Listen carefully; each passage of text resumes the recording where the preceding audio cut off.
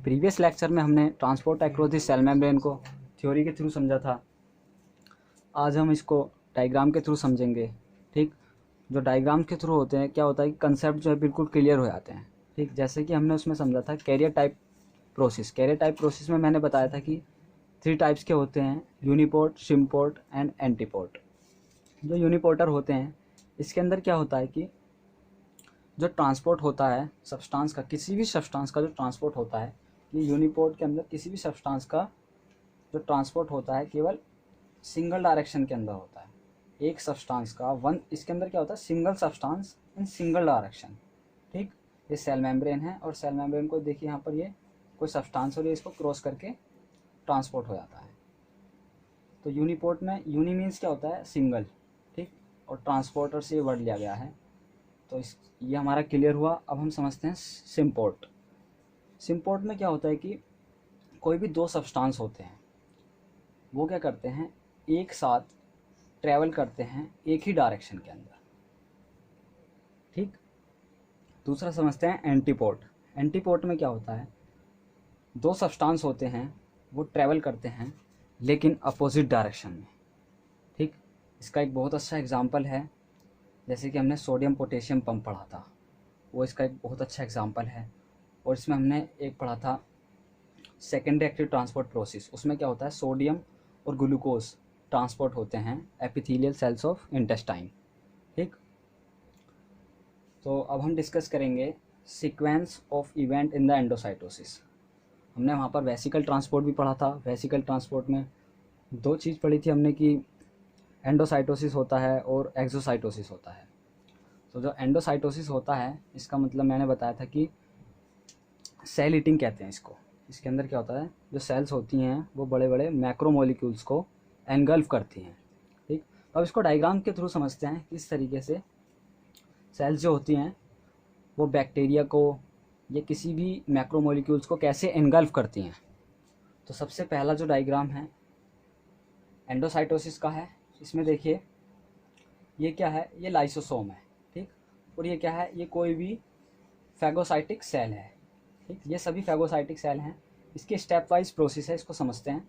ये कोई भी फैगोसाइटिक सेल है और ये हमारा मैक्रोमोलिक्यूल है। तो मैक्रोमोलिक्यूल अब यहाँ पर क्या हुआ, कॉन्टैक्ट में आया, देखो सेल मेम्ब्रेन के। ये क्या है, जो पिंक कलर से है, ये क्या है, सेल मेम्ब्रेन। और ये क्या है, हमारा कोई भी बैक्टीरिया मान लीजिए आप। तो बैक्टीरिया सेल मेम्ब्रेन के कॉन्टैक्ट में आया, तो फर्स्ट प्रोसेस का नाम हुआ contact of bacterium with the phagocytic cell. ठीक, यहाँ पर फैगोसाइटिक सेल के कॉन्टैक्ट में आया बैक्टीरिया। दूसरे प्रोसेस क्या है, अब इसका अगला स्टेप क्या हुआ, इन्वेजिनेशन। इन्वेजिनेशन का मतलब क्या हुआ, जो सेल मेम्ब्रेन है एक तरीके से वो डाउनवर्ड डायरेक्शन में पुल होती है। ठीक, तो जो बैक्टीरिया है उसके अंदर सर्वाइव करने लगता है। तो इसको कहते हैं invagination cell membrane with formation of endocytic vesicle. अब यहाँ पर ये एक एंडोसाइटिक वेसिकल का फॉर्मेशन होने लगा। अब थर्ड स्टेप, इसमें क्या होता है, एलिमिनेशन वेसिकल। अब जो वेसिकल बनी थी अब उसका एलिमिनेशन होने लगेगा। यहाँ पर देखिए, यहाँ पर ये जो पॉइंट है ये ओपन है, ये पॉइंट ओपन है, लेकिन यहाँ पर ये क्लोज हो चुका। इसका मतलब सेल मेम्ब्रेन वापस से ऊपर बनने लगी और जो बैक्टीरिया है वो अंदर की तरफ आ रहा है। ठीक, अगला स्टेप है fusion of endocytic vesicle with lysosome. अब यहाँ पर देखिए फ्यूज़न एक वर्ड आ रहा है। फ्यूज़न का मतलब किन्हीं भी 2 सब्सटेंस का आपस में मिल जाना। तो यहाँ पर फ्यूज़न कैसे हो रहा है, ये लाइसोसोम है और ये बैक्टीरिया, ये दोनों आपस में क्या कर रहे हैं, फ्यूज़ कर रहे हैं। ठीक, तो अगला प्रोसेस है डिग्रेडेशन ऑफ बैक्टीरिया। अब जो यहाँ पर फ्यूज़न हुआ था उसका अगला प्रोसेस है डिग्रेडेशन।